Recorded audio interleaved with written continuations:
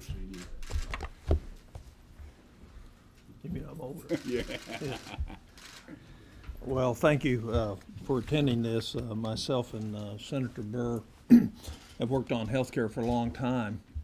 And the one thing that's a glaring neglect right now in the debate in Washington is the biggest problem the country has is unaffordable commitments under Medicare and Medicaid. And nobody's doing anything about it. Nobody's addressing it. You don't see a bill on the floor that's talking about it, and yet that's the very thing that's going to unwind our country. And so we put forth a bill that we think combines a lot of people's ideas with some common sense solutions that both will improve the quality and access for seniors on Medicare, will lower the cost, eliminate a lot of the waste and duplication, and enhance the benefit package that seniors have today by giving them a known absolute exposure to what they could expect to have in any one year. The other thing that we've done is combine the A and B deductibles together to a common deductible, which is an obvious solution that will help seniors in terms of their out-of-pocket expenses. The frustrating thing about being here right now is not working on the real problems of our country and working on the political things that all are associated with the next election, how somebody can make somebody look bad. But the real thing is we have a real problem in front of us with the Part A trust fund at risk. And each year they tell us worst case scenario is getting closer to the time we are. So we think it's time to address it, to talk about it, and what we're laying out is a blueprint, and we're willing to talk with anybody to get better ideas, to adjust it, to try to build a consensus for our country that will actually keep the commitments to seniors, but also keep a long-term commitment to our kids and our children. Senator Burr. Well, Tom and I have talked this morning to some about this plan, and I think the number one question was why? Why are we doing this? And I think we both share a belief that we have a moral obligation to our seniors, our parents, your parents, and our children to make sure that Medicare, as we know it, is financially secure for generations to come. So at the heart of this is we're trying to save Medicare. And as Tom said, depending upon whether you look at CBO or you look at the CMS actuary, they all present a very dismal future for Part A. As a matter of fact, the CMS actuarial figures show that Medicare Part A is insolvent in 2016. That means the hospital trust fund is bankrupt. That doesn't have anything to do with future liabilities in Medicare. It has everything to do with what seniors today will have as a benefit for the hospital portion. So over a year ago, Tom and I started working on a Medicare transformation bill. It was to take all the good suggestions that were introduced or talked about to try to see if we could incorporate them in a bill that provides, at the end of the day, seniors with choice and transparency. If we can accomplish choice, then we can create a competition in a new marketplace that we've seen work extremely well in Medicare Part D, the prescription drug plan. If you look at all the government estimates as to what Part D would cost this year, we're significantly under the monthly premium of what Part D was projected to be. The only common thread that you can find is that we created a successful competitive bidding process for plans with the eventual patient that chose. What we're doing here is exactly the same thing, but unlike other Medicare reform proposals that have been introduced, we're not eliminating fee-for-service or traditional Medicare. We're saying to seniors today and tomorrow that traditional fee-for-service Medicare will exist. If you choose to stay on it or you choose to pick it as you become eligible for Medicare, that's fine. But what fee-for-service should have to do is it should have to compete with what the private sector can lay on the table also. We believe that level of competition will not only bring down the cost of fee-for-service. It will engage seniors in better choices about not just the coverage, but the procedures that they choose. I think it's safe to say that we realize, and a simple mathematic calculation proves, that just reform within Medicare is not enough. And for that reason, we do take the tough political step of saying income testing has to be part of the Medicare benefit in the future. That individuals that are low income should have skin in the game, but much less than people who are in high incomes. This plan, for the first time in the history of a health care plan in America, will provide for all beneficiaries an annual cap on their out-of-pocket cost. Let me say that again. An annual cap to what every senior will have to spend out of pocket, regardless of what health condition they might have. It does not exist today in fee-for-service Medicare, and we would do that as well on a sliding scale. So no senior should go through an annual period where they're concerned that they will lose everything they have accumulated over their lifetime because of an illness yet to be discovered. And we believe that that's a tremendous security for all the country's beneficiaries, and we have built this program around that annual limitation. So, why are we doing it now? We all know it's a presidential year. It's tough enough to do easy things. It's to some degree impossible to do big things. We were spurred by the fact that the president's budget came out and it didn't attempt to address any of the structural problems in Medicare. That even the proposals that had come out addressing some of the structural problems delayed any action, any changes, until well into 2020, 2022. By all the figures, the hospital trust fund is bankrupt by then. We believe there's a sense of urgency on members of Congress to change these programs and to do it now. If not, then our challenge will be how we provide a benefit in a system that's gone bankrupt. And I will assure you that we think our moral obligation is much stronger. It's actually imperative that we tackle this initiative now. So we'll be happy to take any questions on it. Yes, ma'am. You both have said that you've talked with your colleagues about this. What's been the response besides the why, as you expressed, and how much support do you think you can get? Well, let me say, we have not shopped this with a lot of people on the Hill. We have certainly worked with folks all around the country, healthcare professionals, stakeholders, as we've constructed the blueprint. We've also incorporated in this bill legislation that's already been introduced, some of that legislation in a bipartisan way. So we believe that at least facets of it will have bipartisan support right from the beginning. But we've got a lot of work to do to try to bring together a coalition that's bipartisan, which it would take to pass it. So, Senator Burr, we saw last year Paul Ryan came out with his Medicare reform plan. Democrats pounced on it. Now there's an election coming up. Aren't you opening yourself to some of the same political attacks that we've seen in the past from Democrats against Republicans for proposing to reduce Medicare spending? Yes. Is that Well, let's answer the question in a little bit different light. Is it morally acceptable to ignore the biggest elephant in the room, which will have a very negative impact on this country's future because there's an election coming up? Which is the higher moral ground? To introduce and talk honestly and openly to adults in a fashion that recognizes what the problems are and what the potential solutions, or attack somebody who's actually talking about the real problems in our country?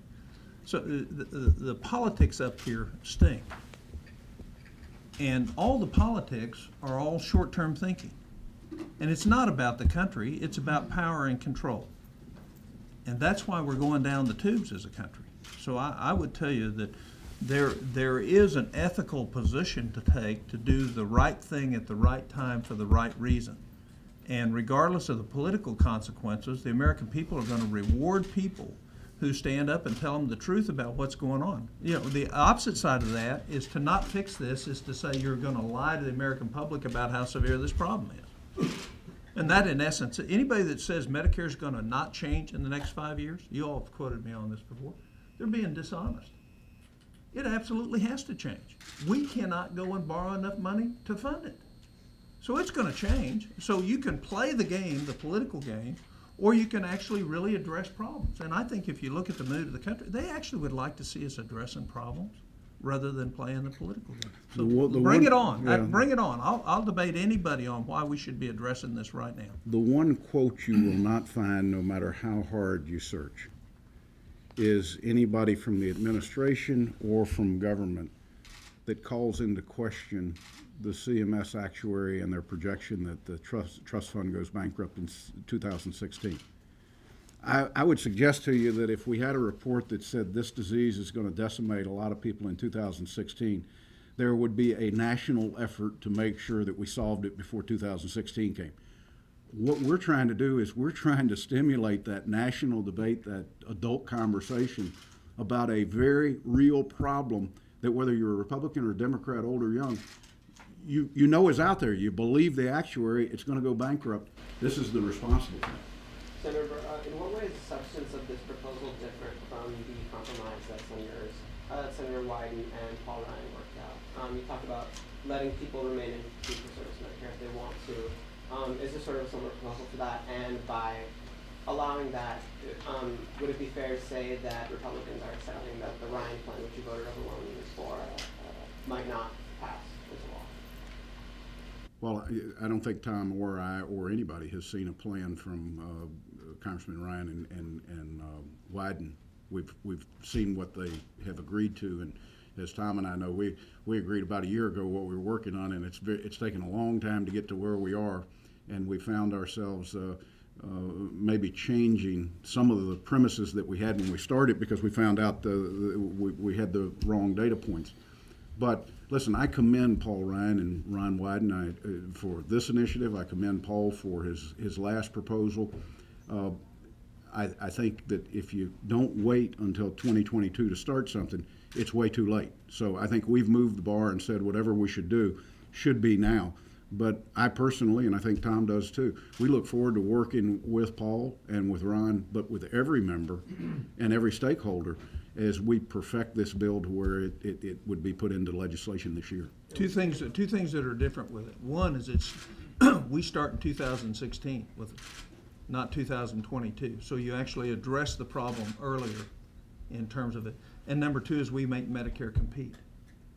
In other words, fee-for-service is going to have to compete with this defined benefit program, defined contribution that's out there, premium support. So it's going to compete across the line. So that's the two major differences that you would see.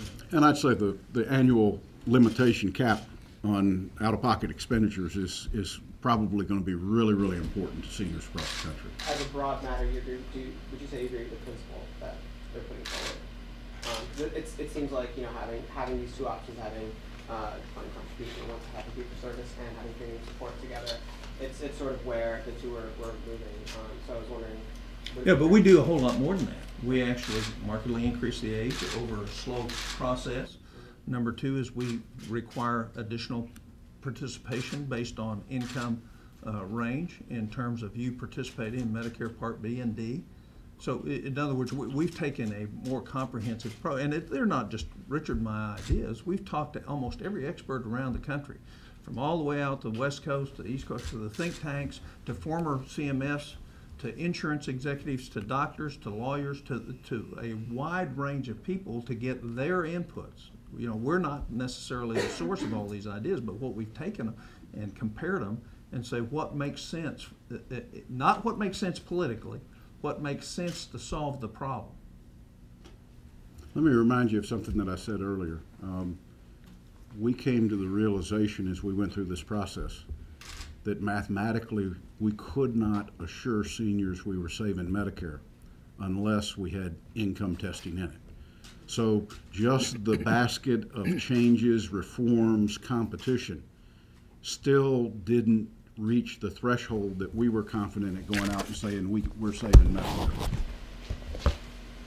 So one way to get the conversation going about this, of course, everyone's watching the Republican candidates, but they're not spending a lot of time talking about entitlement reform for obvious reasons. Do you think they should be talking about this, and are you hoping your plan will help bring about that conversation? Oh, listen, there's a lot of time left in this campaign cycle, and I think you need to see the candidates narrow down before you hear specifics. I think at the before this election is over, entitlements will be very much the conversation of the next presidential race, and I think the president probably goes in with a very weak hand, given that his budget this year did not attempt to address any of it. Senator, last September, in the president's proposals to the deficit reduction committee, and then he repeated this in the budget on Monday, he proposed higher premiums for upper income people and Medicare Part B. And it was brought up in the conference committee last week. The problem that Senator Cardin and Congressman Waxman and others have is they argue that this is dangerous, it's a slippery slope, because upper income people will opt out of Medicare Part B. They'll get adverse selection. You'll have it'll wreck the system because you have sicker and poorer people, and the wealthier people, if they know they have to pay higher premiums for Medicare Part B, they won't take part in it. Well, what's your answer to that? There's 60,000 people that make $1 million a year more, and how many million people are in Medicare? So you're saying that 60,000 people are going to have a negative impact on that. And if you look at the disease spectrum on sick people, you really, other than the very low income in this country, you see about the same distribution of disease in all of them. So adverse selection is going to have a very hard time of really making an impact on that. I think what they're doing is making the case as to why Tom and I merged Part A and Part B together. There's no real reason in today's healthcare system that you should have two separate, one for a doctor and one for a hospital. And I think we eliminate that with our merger. Are you encouraged that the president has put this idea on the table? Sure, I think it's great. The problem is we just a small one. That doesn't solve the problem. And unless you go to solve the problem, what good is it if we don't have time to incrementally make small adjustments that will change it? That's number one. Number two is one of the things that we think will work. You can control healthcare one of two ways. You can allocate resources from a bureaucracy in a government-regulated, planned manner that it saves money and actually rations care. Or you can say, even with its defects, market forces might allocate it better than what you could in a plan. So what we're doing is we're allowing both to happen. But we're saying if we're going to allocate it from a bureaucracy, it's got to be competitive and efficient. And so, I would tell you that in every other aspect of your lives in here, other than education and healthcare, you're trusting markets most of the time. But in these two areas, we're saying all of a sudden we can't trust markets. And markets will buy us some efficiencies. Tom said this morning, and it's an important point. No Medicare beneficiary knows what a service costs them. You think about it. They don't know the cost of anything that's provided. And we recognize the fact that without skin in the game, you automatically assume somebody else is paying for it. And that's one of the reasons, and I point to this, that we've left no stone unturned. We radically change how Medigap insurance looks. The President talked about a surcharge on Medigap. He didn't talk about changing Medigap. We talked about structurally changing Medigap so that nobody can buy their way to zero health care cost. We want to make sure that high-income people have substantial skin in the game, but we want to make sure that even low-income seniors have a little bit of skin in the game.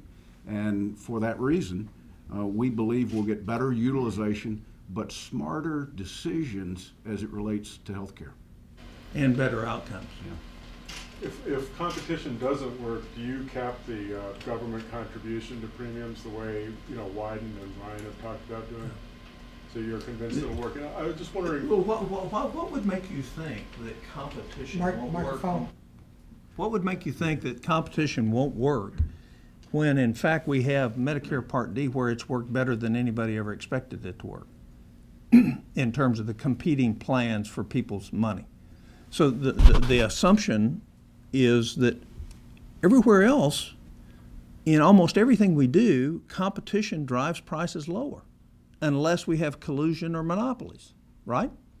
So why would there be an assumption that it won't work? You know, $1 out of $3 that we're spending today in healthcare doesn't get anybody well and doesn't prevent them from getting sick. One of the reasons is because we haven't had good competition in a lot of ways in the healthcare area. And what we're hoping is to really make competition work. And one of the ways to do that is to have the individual have some knowledge about what things cost. And my experience, having dealt with the Amish for years in my medical practice, is they routinely bought things at about 40% less than Blue Cross did. Because it was coming out of their pocket, they wanted to know why we were doing the test, when we were going to do the test, where they could get the test done cheaper, and are you sure, based on the test, it's going to give you some information that's going to affect my health? And oh, by the way, if I pay cash up front, can I get it less? And so what happens is, and these aren't college-educated people, most of them don't even have a high school education, and yet they're sitting there buying healthcare because it's coming out of their pocket. So reconnecting to a small degree some component, rather than blindly saying, I'm going to utilize because there's no additional cost to me this year, will help drive things down. We know from 5 studies that somewhere between $600 and $800 billion a year in this country is wasted in our health care. About a third of it. How much do you think you'll save per year? My staff always wants me to be conservative, so on the conservative, I think it'll be from the first 10 years, $300 to $500 billion. If I were telling you what I really thought, I'd tell you we'll save at least $1 trillion the first and at least $2 trillion the second 10 years. What we've done is, by historical standards, impossible to score at CBO. And maybe if that was not the case, then we would have more things that sort of led to this. Let me just add to what Tom said about an individual with skin in the game or some out-of-pocket cost. Not only does it make them a different negotiator on the front end, it makes them a much better assessor on the back end of the quality of what they just got. And we've got to engage patients into determining what the benefit is of the service that they got in healthcare. Let me give you just an anecdotal example of a gentleman I talked to last night whose mother's 106. 106. That's an achievement. She's in a nursing home, of which he, through her assets, are paying. She was recently assigned hospice. He saw the hospice bill. The hospice bill for his mother is 3 times the cost of the nursing home. Why? There's no copay, there's no deductible, there's no associated cost in the game. How'd we ever let that happen? And the second question is where's the value at that high cost for that hospice care? Is there value in that? And that's not a question of whether or not we should do hospice care. The question is are we getting our money's worth for what we're paying for?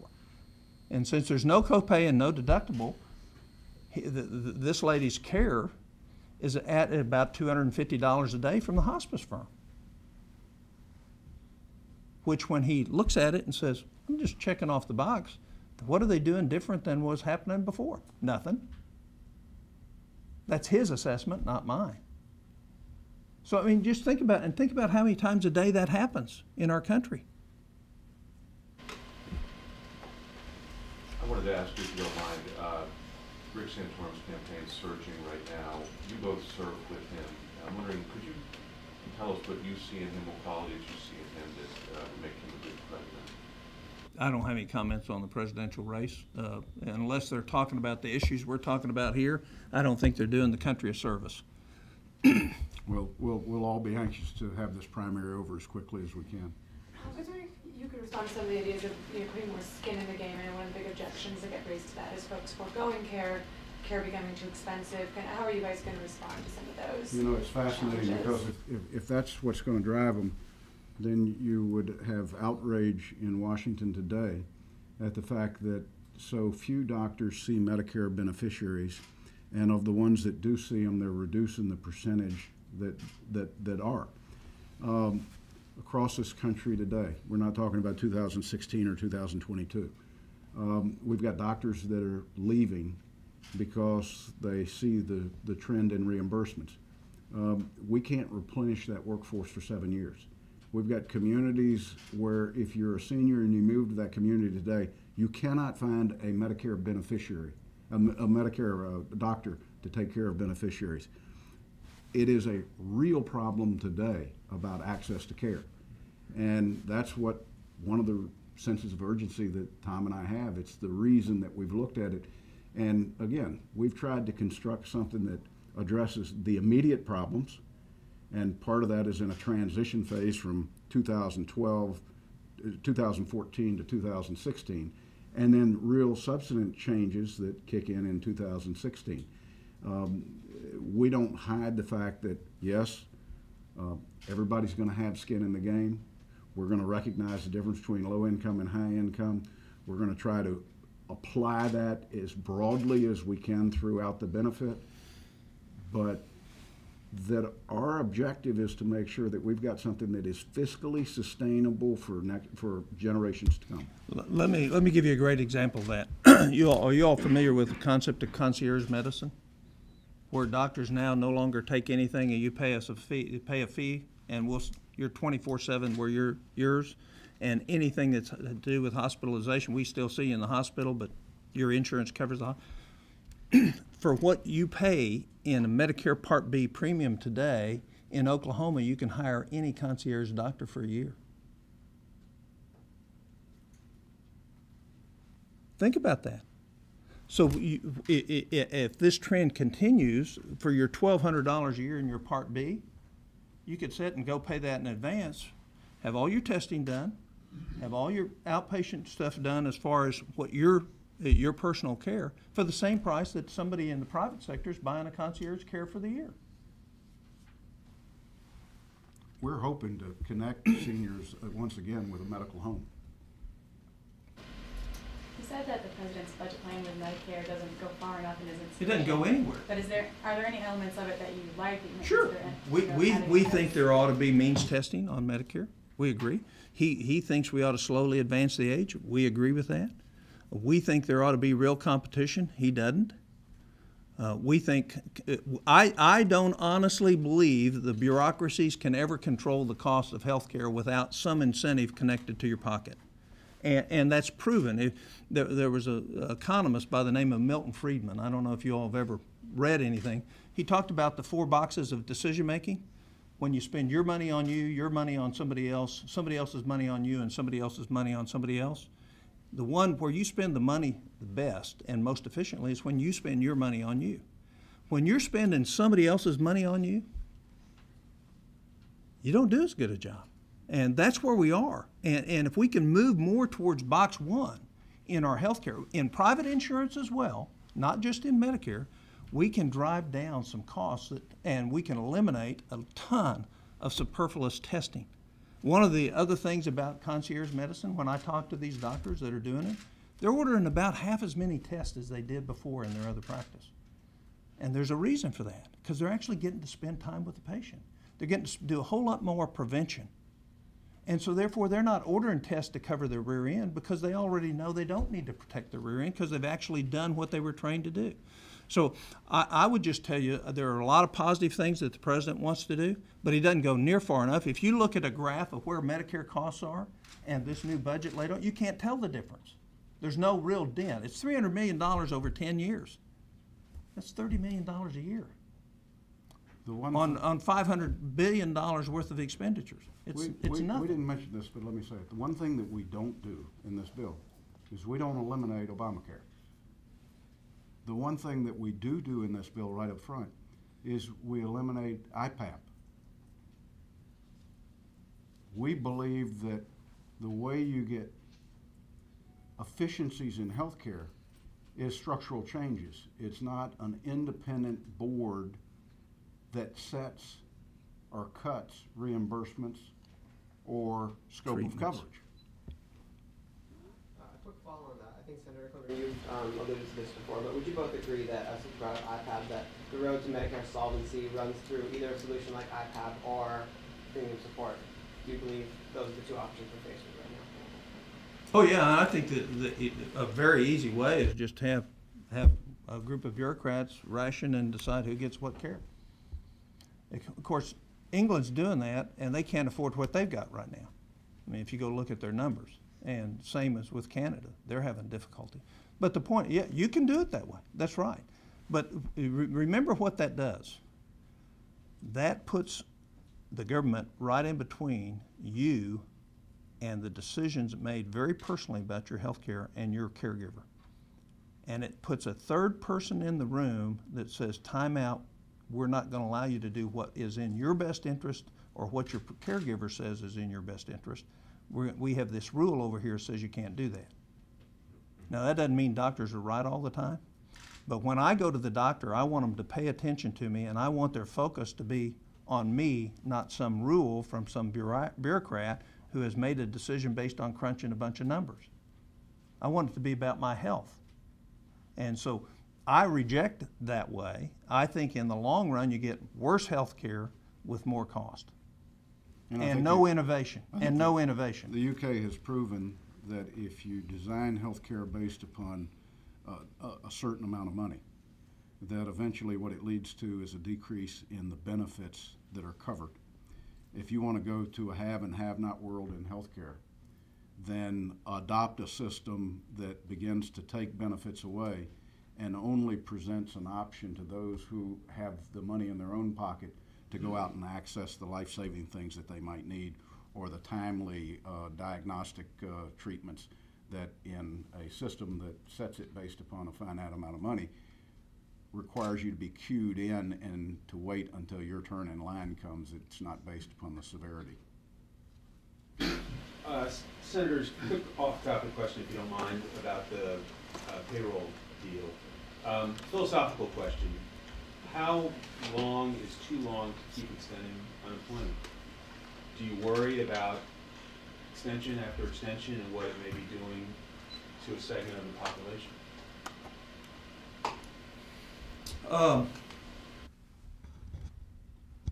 It's really a philosophical question of how strong is your safety net and how long, and where is the point at which you influence lack of search versus forced search for a job.